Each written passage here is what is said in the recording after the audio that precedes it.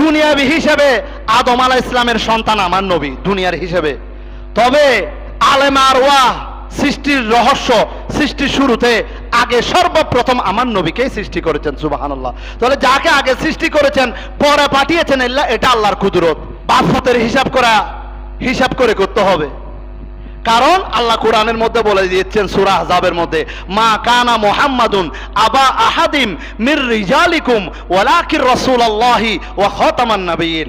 তো আমার নবী তোমাদের কোন পুরুষের বাপ নয়।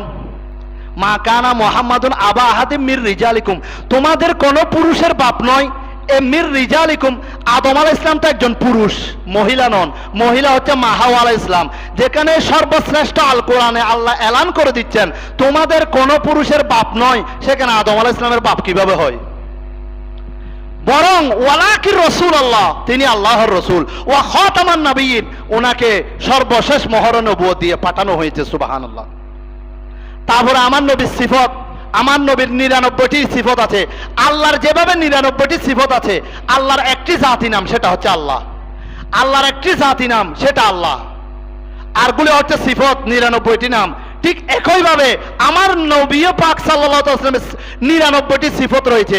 সেই জন্য কোরআন বলছেন, হুয়াল আউয়ালু ওয়াল আখিরু ওয়াল যাহিরু ওয়াল বাতিনু ওয়া হুয়া বিকুল্লি শাইইন আলিম। সুবহানাল্লাহ। আমার নবীকে আল্লাহ শুরুতে সবার আগে আল্লাহ সৃষ্টি করেছেন, আখিরু পাঠিয়েছেন শেষে। আমার নবী দুনিয়াতে আসার আগে অপ্রকাশ্য ছিলেন, নক্ষত্র ছিলেন, তারা ছিলেন, অপ্রকাশ্য ছিলেন। দুনিয়াতে এসে উম্মতকে দেখা দিয়ে আবার জাহের হয়েছেন। সুবহানাল্লাহ। হুয়াল আউয়ালু ওয়াল আখিরু ওয়াল যাহিরু ওয়াল বাতিনু ওয়া হুয়া বিকুল্লি শাইইন আলিম। এগুলি আমার নবীর সিফত। সুবহানাল্লাহ।